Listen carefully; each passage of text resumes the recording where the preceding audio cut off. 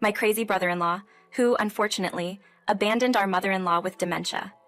Despite their promise to move in and assist her, they hastily left after unloading her belongings, leaving my husband and me in shock.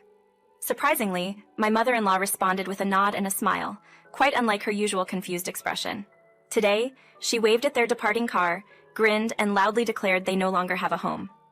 Perplexed, I wondered about this unexpected turn of events and my mother-in-law's counterattack on my brother-in-law and his wife. I'm Samantha Ruth, 36 years old, employed at a company, and married to Paul. We both share common interests and a history of losing our parents at a young age. Despite the tragedy, our marriage brought a sense of warmth, especially to my mother-in-law, who assured me to think of her as my real mother. However, there was a concern. Paul's elder brother, Edward. 3 years older than Paul, he remained unmarried and lived at home. While I had no issue with his living arrangement, Edward's personality sharply contrasted with Paul's. Unlike Paul's reserved and humble nature, Edward judged people based on appearance and status, often displaying outright rudeness to those he deemed beneath him. Furthermore, he looked down on Paul and me for working at an average company, ridiculing us at every encounter. Despite my mother-in-law's apologies for Edward's behavior, she admitted to spoiling him, and he showed little regard for her wishes. Nonetheless, she continued to express genuine enjoyment in our conversations, apologizing for any inconvenience caused by Edward. Still, we faced a dilemma each time we visited, as Edward's disrespectful comments persisted. About a year later, we received unexpected news. Edward was getting married. We were surprised to learn that Edward, who had recently moved out after finding a girlfriend, was getting married. Meeting his bride-to-be, Helen sheds light on the situation. Helen, a self-proclaimed live streamer, boldly asserted that girls as cute as her would always be in demand, regardless of age. While her confident introduction took the rest of us aback, Edward nodded proudly beside her. During our conversation, Helen mentioned that they had considered becoming YouTubers as a couple, but lamented my company's strict no-side job policy. Despite feeling relieved about my brother-in-law's company having such a policy, I couldn't help but wonder if it was appropriate for Edward, nearing 42, to still entertain such ambitions. Helen then turned the conversation to me, asking about my job. Although I wished she would leave me alone, I briefly introduced myself. However, Helen quickly responded, suggesting that my life sounded bland and questioning if I was genuinely enjoying it. Even Edward joined in with similar remarks. My mother-in-law, with a concerned expression, stated that if the two of them had decided on this path, she wouldn't oppose their marriage but emphasized the importance of not inconveniencing others and working together to live an honest life. Following her clear point, the couple left hastily. Concerned for their future, we exchanged worried glances as they departed. With Edward already being a handful on his own, the addition of another problematic person, Helen, posed challenges. Nonetheless, for my mother-in-law and Paul, Edward remained a cherished family member. We immediately began discussing how to navigate our interactions with the couple in the future. Despite our concerns, everything remained peaceful for about a year. We even extended an offer to my mother-in-law to come live with us, but she reassured us, stating that she was fine on her own and not to worry about her. I have many friends in the area, so let's focus on living a happy life together. Indeed, my mother-in-law is sociable and has numerous friends in the neighborhood. However, being 65 years old, we can't help but worry about the what-if considering the age. With these thoughts in mind, we visited her one day. To our surprise, Edward and Helen, who hadn't visited since their marriage a year ago, were lounging around as if they owned the place. Upon our arrival, Edward questioned the occasion, and when Paul mentioned our regular visits, Edward gave him a peculiar look. They promptly left after a brief exchange. Intrigued by Edward's cryptic comment, I inquired, but my mother-in-law offered only vague responses, showing no inclination to discuss the matter. Driven by curiosity and concern, we urged her to share if anything was going on. In the end, she remained elusive, and we headed home for the day. Later that evening, Paul received an unexpected call from Edward. He asked us to stop visiting their mom because Helen, working from home, would take care of her. This sudden demand, after not seeing her for so long, raised suspicions about Edward's intentions. Driven by our concerns, we visited her the following weekend, only to find Edward and Helen there once again. Edward looked irritated and insisted that there was no need for us to come since he would take care of their mom. Despite our attempts to defend ourselves, my mother-in-law sided with Edward, shocking us. She thanked us for our past visits but announced that Edward would be taking over, instructing us to enjoy our weekends. Confused and feeling rejected, we were kicked out of the house. Concerned for her well-being, we started calling her more often. Every time she reassured us that she was fine with Edward's visits. However, When we expressed our desire to visit, she declined, claiming plans with Edward. Though we didn't mind Edward's words, my mother-in-law's rejection made us feel a bit lonely. Then one day, Paul received another call from Edward, revealing their decision to move. With this sudden news, Paul was left speechless as Edward hastily hung up the phone. I swiftly inquired, "Why the sudden move, Edward?" With a sharp click of his tongue, Edward responded, "You guys haven't been to the house recently, so you probably don't know Mom's condition. We're worried about leaving her alone, so we're building a new house and moving." Stunned, I protested, "My mother-in-law can't be getting senile. She was fine the last time we spoke on the phone." Edward snapped, "You only talked to her briefly. How could you tell from that? She's got dementia. That's what's going on," and hung up abruptly. Panicked, we hurriedly called my mother-in-law, asking if she was feeling all right. She reassured us, I'm fine, you don't need to worry about a thing," and hung up. Confused and concerned, we headed to her place that weekend. Predictably, Edward and Helen were there, and Edward scolded us. "You're back again. I told you not to come anymore." Despite our explanation of our worries, Edward retorted, "Shut up." However, my mother-in-law just listened with a smile and nod. Whispering her name, Edward heard and claimed, "I told you she doesn't make sense anymore. We can't leave her alone, so we're taking her in. That's our kindness. You get it?" Frustrated, I attempted to reply, but Edward interrupted, questioning, "Both of you work, right? What are you going to do with this senile old woman during the day?" Unable to dispute the fact that no one was home during the day in our house, I stayed silent. Feeling utterly helpless, we reluctantly agreed to visit on our days off.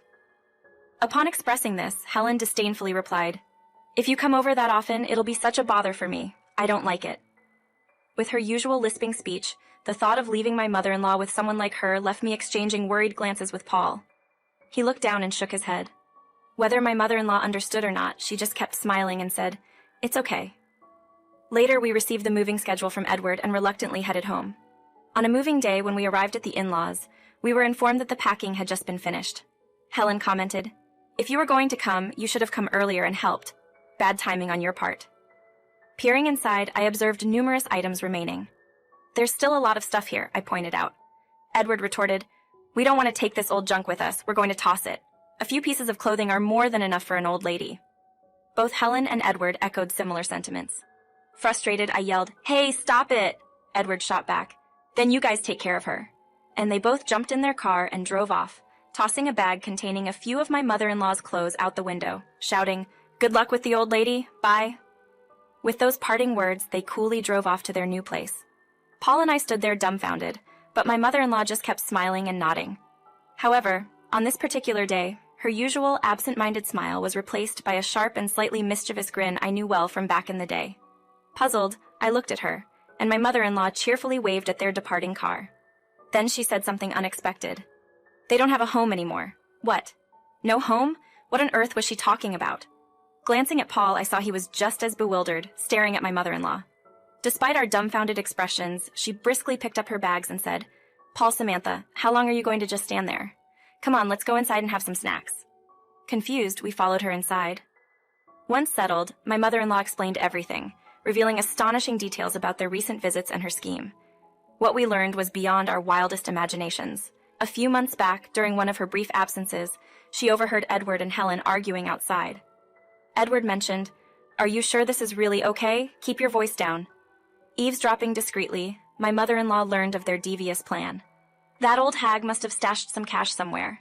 If we play our cards right and end up living with her, we can take over her assets. But I don't want to live with your mom for the money. If only she goes senile, we could hand her off to Paul. That would be perfect. We get the cash and let Paul take care of her. I wonder how we can make her senile. Is there a way to hasten it? It turned out that for the first year of their marriage, they enjoyed living together in their rented apartment. However, after reckless spending, they depleted their savings, and Edward's salary wasn't enough to support them.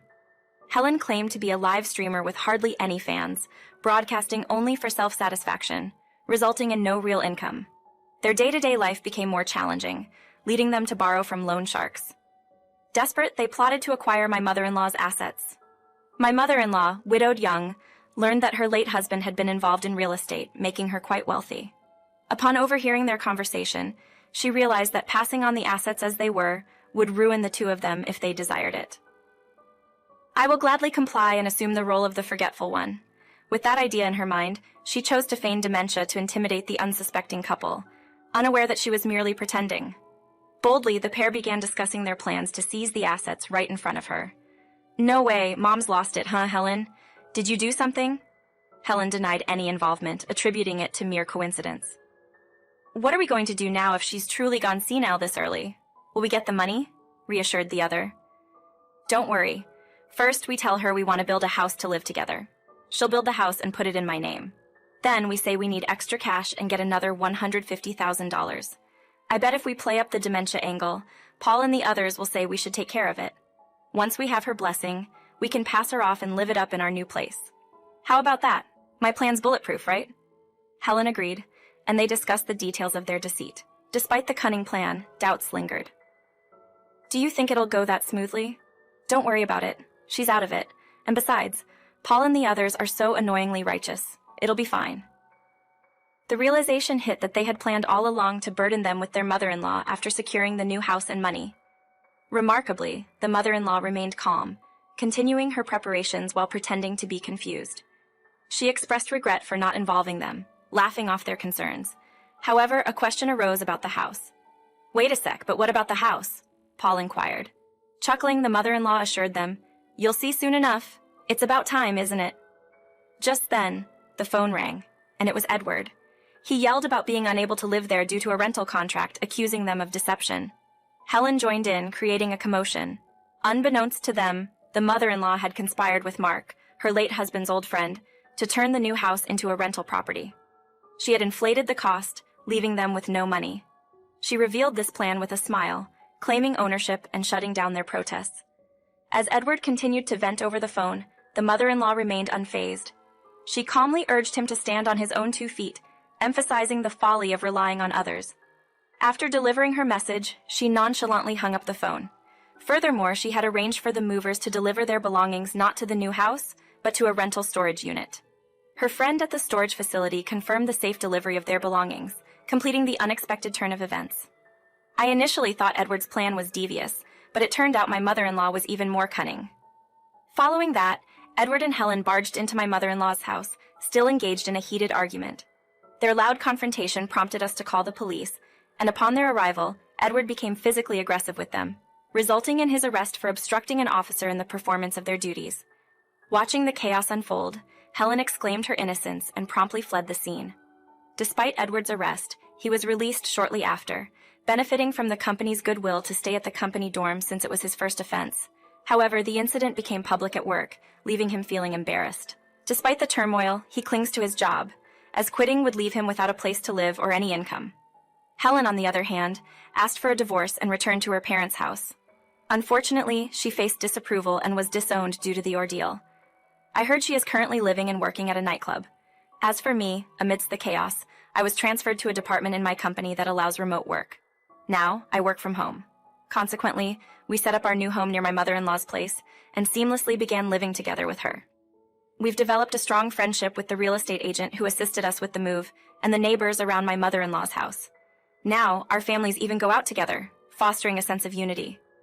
Reflecting on the situation, we chat about how peaceful our lives have become day by day, contemplating that perhaps this harmonious arrangement should have been our choice from the very beginning.